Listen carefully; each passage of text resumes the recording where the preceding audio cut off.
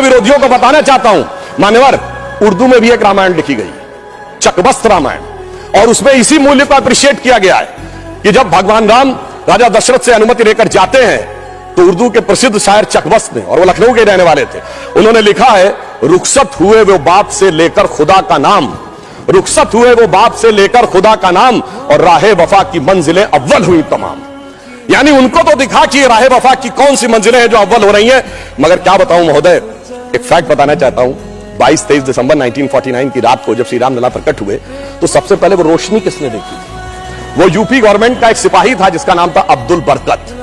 उसने बाकायदा मजिस्ट्रेट के सामने बयान दिया है कि रात में उसको दिव्य रोशनी दिखी, और जब दिव्य रोशनी हटी तो वहां पर श्री राम लला विराजमान थे। अब्दुल बरकत को रोशनी 1949 में दिख गई, मगर कुछ सियासत वालों को रोशनी 2024 में नहीं दिख रही है। और मैं आपको बताना चाहता हूं, बाबरी पक्ष के पैरोकार थे इकबाल अंसारी, और यह उदारता देखिए कि सबको बुलाया गया, विरोध करने वालों को बुलाया गया, ट्रस्ट के द्वारा गोली चलाने वालों को बुलाया गया, और इकबाल अंसारी को भी बुलाया गया, और इकबाल अंसारी प्राण प्रतिष्ठा में आ गए। उनका इकबाल तो बुलंद हो गया, मगर इन लोगों का इकबाल जमींदोज हो गया। और मैं ये भी बताना चाहता हूं, उसका एक कारण है, ऑन द लाइटर नोट, इसको कोई पर्सनल ना ले महोदय। ये कहा जाता है कि हमारे यहां राम का तत्व या ईश्वर का तत्व कौन नहीं समझ पाता है? जो कामी, क्रोधी, लोभी, खलकामी हो, और राजनीति में वो नहीं समझ पाता जो सेकुलर और वामी हो। अब मैं ये बताना चाहता हूं महोदय कि जो लोग कहते हैं भगवान राम ने अपने जीवन में, ये मंदिर किस चीज का प्रतीक है? कई लोग एक आध कोई शब्द लेकर बगैर पढ़े हुए, बगैर उस भाषा को जाने हुए अपनी बात कहने लगते हैं। तो मैं बताना चाहता हूं, भगवान राम ने कौन मेरा भक्त है इसका बाकायदा उदाहरण दिया। उन्होंने लिखा है, जात पात कुल धर्म बड़ाई, धन बल परिजन गुण चतुराई। इन 10 चीजों से मैं नहीं मिलता। मैं कैसे मिलता हूं? भक्ति से मिलता हूं। ये सारी 10 चीजें हो किसी के पास और भक्ति ना हो, तो उन्होंने कहा, भगतहीन नर मोहे ऐसे, जल बिन बारिध लागे जैसे। अर्थात अगर ये सब कुछ हो, जात पात कुल धर्म बड़ाई ये हो, भक्ति ना हो, तो ऐसा जैसे बादल हो उसमें पानी ना हो। इसलिए भगवान ने इस बात का संदेश दिया। और मैं एक विषय और कहना चाहता हूं, जब राम मंदिर का निर्माण हो रहा था तो कहा जाता था, साहब वैज्ञानिक प्रमाण दीजिए। मैं बस एक बिंदु विज्ञान का भी और बताना चाहता हूं। यह विशुद्ध विज्ञान है, क्योंकि अगर आपने रामचरितमानस के शुरुआती श्लोक पढ़े हो तो उसमें बहुत साफ लिखा, सीताराम गुणगाम पुण्यारण्य विहारिणो वंदे विशुद्ध विज्ञानो कबीश्वरो कपीश्वरो। अर्थात विशुद्ध विज्ञान महर्षि वाल्मीकि ने लिखा। और विज्ञान क्या है? पूछा गया था कि भगवान हुए कब, ये तो बताइए, यहां हुए कि नहीं ये बताइए। अब आप ये बताइए कि आज हम समय कहते हैं, उनका एग्जैक्ट टाइम लिखा है। जैसे आज हम टाइम कह रहे हैं, दिल्ली में कुछ और है, लंदन में कुछ और है, तो एक जीएमटी ग्रीनिच मीन टाइम बताया गया। पर अगर आपसे पूछा जाए टाइम का एब्सोल्यूट मेजरिंग पैरामीटर क्या है, which is equally applicable on Earth, Moon, solar system and any point in the space, it is only the relative positions of planet. और भगवान राम का वो exact relative positions of planet, जो Einstein का 4th dimension कहा जा सकता है, वो लिखा है कि मेष राशि में सूर्य था, मकर राशि में मंगल था, तुला राशि में शनि था, मीन राशि में शुक्र था। और जब नासा ने अपने प्लेनेटोरियम गोल्ड सॉफ्टवेयर में डाला तो 5114 बीसी की डेट निकल आई। इससे ज्यादा किसी को सबूत चाहिए? विज्ञान का वो सबूत मिला। और इतना ही नहीं, मैं बताना चाहता हूं, जिन लोगों ने अगर पढ़ी हो तो भगवान राम के जन्म के समय लिखा है कि चैत्र मास के समय शरद ऋतु थी। अंगद बताते हैं कि अश्विनी मास यानी आज के अक्टूबर के समय वसंत ऋतु थी। और इतना ही नहीं, कहा गया जब किष्किंधा से भगवान निकलते हैं तो धूमकेतु टकराया था मूल नक्षत्र से, और जब एस्ट्रोनॉमर्स ने इसकी गणना की तो वो ठीक डबल हो जाता है, 14,000 साल पीछे आता है।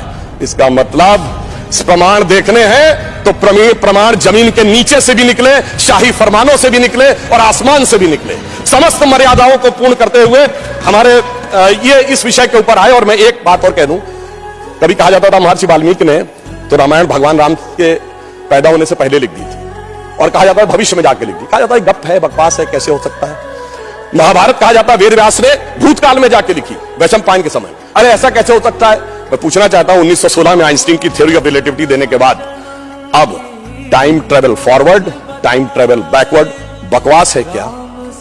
अगर किसी ने साइंस नहीं पढ़ी है तो उसे समझना चाहिए। मगर मैं ये नहीं कहना चाहता हूं इसको कह के, मैं कहना चाहता हूं हमारे ऋषि त्रिकालदर्शी थे, और ये टाइम ट्रेवल तो बहुत छोटी बात थी जो अब धीरे धीरे लोगों को समझ में आ रही है।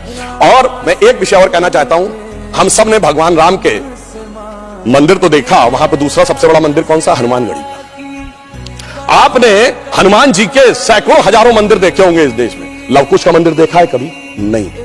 हमारे यहां पुत्र का महत्व नहीं है, शिष्य का महत्व है, भक्त का महत्व है।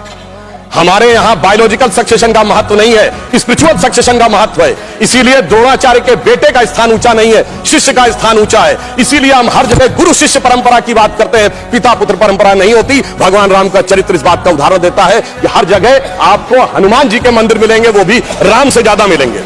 और मैं अंत में यह कहना चाहता हूं महोदय, एक बार एक डिबेट में वो कहने लगे कि भाई you are talking about the Ram temple, how does Ram temple fits in the 21st century emerging India who aspires to become a technologically advanced and become the economic superpower with the youngest population, where does Ram Mandir fits in that? मैंने कहा सुनिए महोदय, हम 21वीं सदी में भारत को सिर्फ इकोनॉमिक, इंटेलेक्चुअल या मिलिट्री सुपर पावर नहीं बनाना चाहते, हम वर्ल्ड लीडर बनाना चाहते हैं। और जब वर्ल्ड लीडर बनाना चाहते हैं तो it should symbolise a certain set of values which will inspire the world. और अगर सारे श्रेष्ठतम मानवीय मूल्यों का प्रतीक कोई एक होगा तो वो भगवान राम का मंदिर होगा, जो विश्व के सबसे श्रेष्ठतम मानवीय मूल्यों का प्रतीक होगा। कैसे? मैं आधुनिक जियोपॉलिटिक्स से बताना चाहता हूं। आज कोई एक देश किसी पर अटैक कर रहा है, रशिया यूक्रेन की लड़ाई चल रही है, चाइना का ताइवान के साथ प्रॉब्लम चल रहा है, इराक और उसका चला। क्या है डिप्लोमेसी में? नंबर 1 एनेक्सेशन, दूसरे देश को मिला लो। दूसरा है सब्जुगेशन, वहां अपना डिप्यूटी अपॉइंट कर दो। और तीसरा है डोमिनेशन, उसके साथ संधि साइन कर लो। भगवान राम ने क्या लंका को जीतने के बाद एनेक्सेशन किया? नहीं। क्या वहां पर कोई अपना डिप्यूटी बैठाया यानी सब्जुगेशन किया? नहीं। कोई ट्रीटी साइन कराई, डोमिनेशन किया? नहीं। तो मैं कह सकता हूं आज के जियोपॉलिटिक्स वर्ल्ड में जब क्लैश ऑफ सिविलाइजेशन कहा जाता है तो उसका प्रतीक वो राम मंदिर दिखेगा, जो पूरी दुनिया को बताएगा कि पीसफुल कोएग्जिस्टेंस कैसे हो सकता है बगैर एक दूसरे से लड़े हुए। इसलिए मैं कह सकता हूं 21वीं सदी का महान भारत बगैर राम मंदिर के संभव ही नहीं।